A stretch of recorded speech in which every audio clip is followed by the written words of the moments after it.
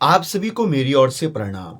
अपने जन्मदिन में ये 3 कार्य भूलवशात भी नहीं करने चाहिए और अपने जन्मदिन में ये 3 कार्य अवश्य करने चाहिए। कौन से वह 3 कार्य जो करें अथवा ना करें, जानते हैं आज की इस वीडियो में। आप सभी जुड़े हैं सनातन धर्म गिरीशानंद शास्त्री यूट्यूब चैनल पर। जो कुछ कहूँगा शास्त्र प्रमाणों के साथ कहूँगा, विश्वास मेरे पर नहीं शास्त्र प्रमाणों के ऊपर कीजिएगा। आइए आज कुछ अच्छा सीख लेते हैं, अपने जन्मदिन का संपूर्ण सदुपयोग कर सकें, अपने जन्मदिन को भारतीय सनातन वैदिक परंपरा के अनुसार बना सकें। इसके लिए यह वीडियो आप लोगों को सुनना अत्यंत अनिवार्य है। अपने जन्म दिवस पर ये 3 कार्य नहीं करने चाहिए। कौन से हैं वह 3 कार्य? प्रथम कार्य है तिल तर्पण।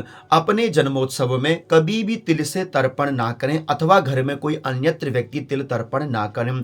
कईयों को नित्य तर्पण करने की आदत होती है, कई लोग स्नानांग तर्पण करते हैं तो उसमें तिलों का प्रयोग करते हैं, किंतु शास्त्र कहता है कि जन्मोत्सव में तिल तर्पण नहीं करना चाहिए। आप प्रमाण सुन सकते हैं, आचार्य मयूख में लिखा है, सप्तम्यां भानुवारे च गृहे जन्मदिने तथा भृत्यपुत्र कलत्रार्थी न कुर्यात तिल तर्पणम। अपने जन्मोत्सव में तिल तर्पण नहीं करना चाहिए, यह प्रथम कार्य है। दूसरा कार्य जो नहीं करना चाहिए जन्मोत्सव में वह है नख छेदन, केश छेदन, आमिष भोजन निषेध है। शास्त्र प्रमाण क्या कहता है सुनिएगा।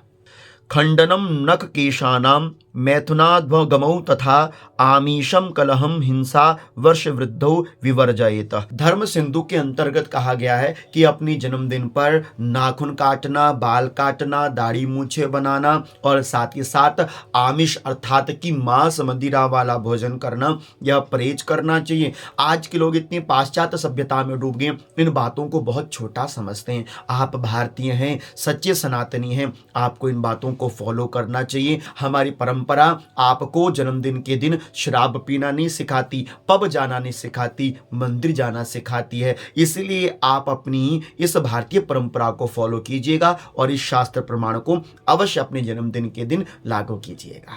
तीसरा है अपने जन्मोत्सव को अंग्रेजी तारीख के अनुसार ना बनाते हुए तिथि अनुसार अपने जन्मोत्सव को मनाना चाहिए। शास्त्र ने निर्देश किया है हमारे लिए, जन्मे मरणे ग्राह्य तिथिर तात्कालिकी मताह। शास्त्र कहता है कि अपने जन्मोत्सव को विक्रम संवत्सर में जो तिथि पड़ी थी आपके जन्म की, उस तिथि के अनुसार मनाना चाहिए। यदि आपको तिथि समझ में ना आवे तो आप सौर मास में जो प्रविष्टि होती है, जिसे गति भी कहा जाता है, उसके अनुसार आप अपने जन्मोत्सव को बनावें। अधिक से अधिक हो सके अपने जन्मदिन को अंग्रेजी तारीख से ना मनाते हुए तिथि अथवा प्रविष्टि के अनुसार मनाना चाहिए।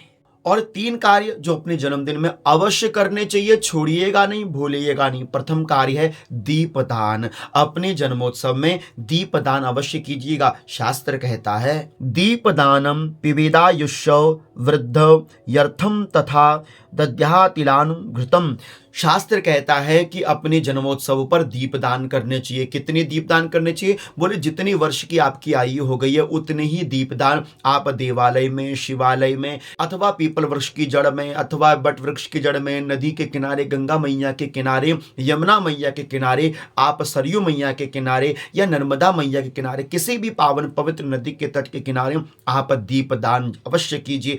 किंतु पाश्चात्य सभ्यता का जोर ऐसा हमारे पर पड़ा कि हम केक में मोमबत्तियां लगाकर उसको बुझाते हैं, फिर तालियां बजाते हैं, उसके बाद हम अपने जन्मदिन को मनाते हैं। यह पाश्चात्य सभ्यताएं हमको नर्क के द्वार की ओर धकेलती हैं। अच्छा हो कि आप दीपदान करें। दीप बुझाना यह बहुत ही अनर्थक है और हमारे शास्त्रों में कहा गया कि केवल मृत व्यक्ति के लिए ही दीपक बुझाया जाता है और हम तो जीते जी अपने लिए दीप बुझाते हैं। सोचिए हम कितना अनर्थ कर रहे हैं। शास्त्र में लिखा हुआ, आप प्रमाण सहित देखिएगा, दीप निर्वापणात् पुंसः कुष्मांडात् छेदनात् स्त्रियाः वंश हानि प्रजायेत तस्मान्नेवं समाचरेत। शास्त्र ने कहा जो दीप निर्वापण करता है उसके वंश के वंश समाप्त हो जाते हैं।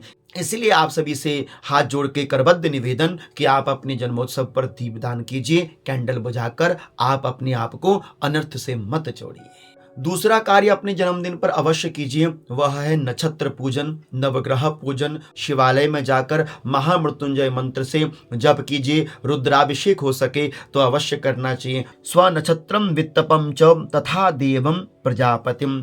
अपने जन्मोत्सव पर घृतमात्रका का पूजन करना चाहिए, मार्कंडेय जी मुनि का नाम स्मरण करना चाहिए, अश्वत्थामा बलिर्व्यासो हनुमांश विभीषणः कृपः परशुरामश्च सप्तेतै चिरजीवनः। इन सप्त मुनियों का नाम अवश्य अपनी जिह्वा से जन्मोत्सव के दिन धारण करना चाहिए और अपने जन्मदिन में दीप दान करते हुए अनाथ वृद्ध आश्रमों में जाकर दान पुण्य अवश्य करना चाहिए। तीसरा कार्य सूर्य पूजन और बड़ों के प्रति अभिवादन। शास्त्र कहता है कि प्रातः काल जल्दी उठ जाइए, स्नान कीजिए और सूर्य भगवान को गुड़ मिश्रितम जलम दध्यात, थोड़ा सा मीठा डालकर सूर्य भगवान को अर्घ्य दान अवश्य करना चाहिए। अपने जो बड़े हैं घर में पूजनीय लोगों का चरण स्पर्श अवश्य करना चाहिए। हमारी संस्कृति हमें झुकना सिखाती है, सभी के चरण वंदन कीजिए।